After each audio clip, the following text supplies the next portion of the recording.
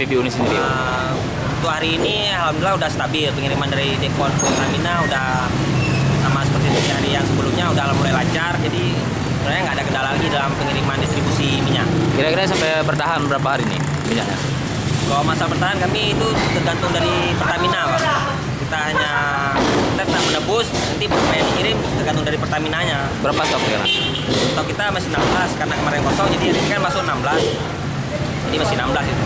Nah, untuk menghindari para pelanggan atau para pemain minyak yang seperti pengambilan di drum atau di pot atau jerigen, seperti apa cara Kami mainnya? jerigen hanya melayani untuk nelayan.